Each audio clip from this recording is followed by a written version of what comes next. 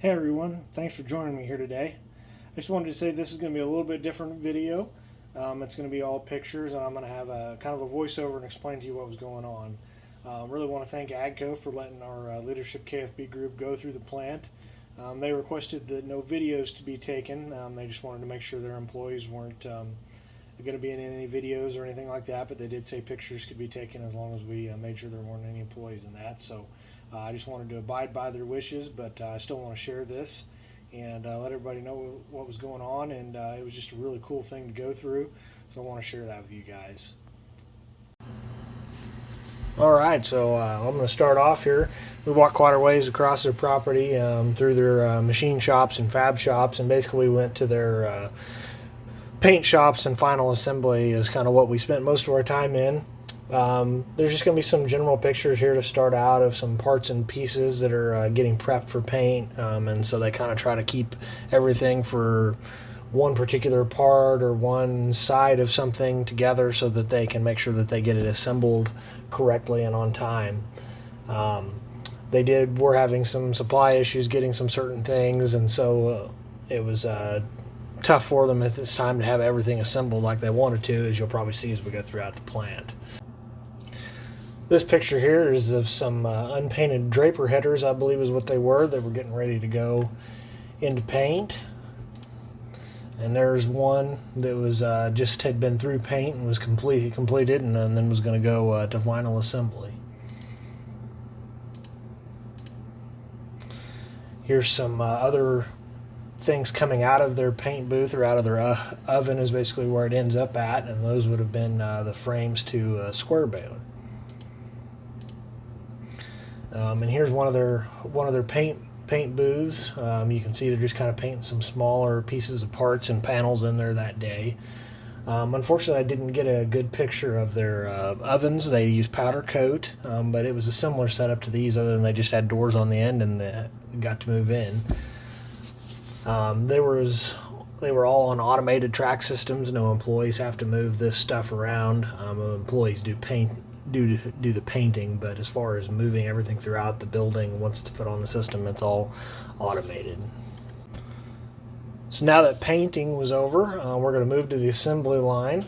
We kind of started off here. You can see a partially assembled windrower. This actually isn't the beginning of the assembly line. This one was, I believe it was missing a harness or something like that, and they had to completely change it out. So they, rather than wasting the time to do that, they were just going to run it back through the assembly line the next working day. So as you can see, they kind of start out with the main painted frames, and then they move on to the engines and radiator assembly that they put on next, and then they start assembling everything else on it here. They go through some pressure checks and other things within this enclosed area that you're seeing here right now. It's been a while to remember exactly everything that they did in there, but it was just kind of a part that they made sure everything was working correctly and going to be able to go through the rest of the assembly line. And here's some assembled or almost assembled windrowers that were kind of waiting on the last few parts.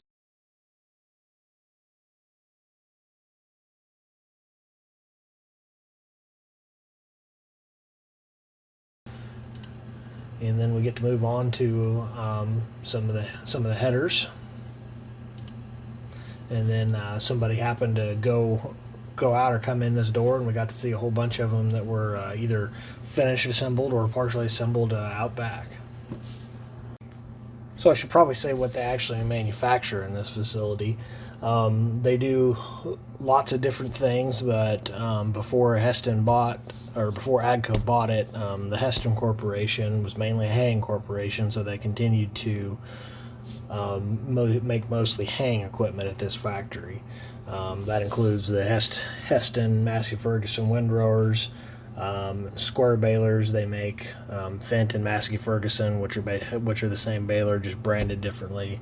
But they do also build gleaner combines at this facility, and are working towards making Fendt combines there as well. So we got to see a few of those throughout the property that were there for testing, because it's a local headquarters for some of those types of things. So this here is a square baler that's getting completed. We actually got to see them fire this up and make sure everything was working correctly before they put the final panels on it for assembly. We just got to see another multitude of other finished or partially finished things throughout the factory. As we moved along the line here, got to see the combine assembly line. So basically what they start with is they start with the frame of the combine, and then but before that they actually assemble the engine component, and the whole engine component that you see gets set up onto the back of it, and then it starts going through the rest of the line. Eventually it has the cab added to it.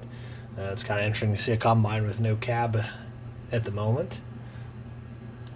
And then here's some augers that you can see that are getting ready to get installed on combines. And here's one that's nearly completed.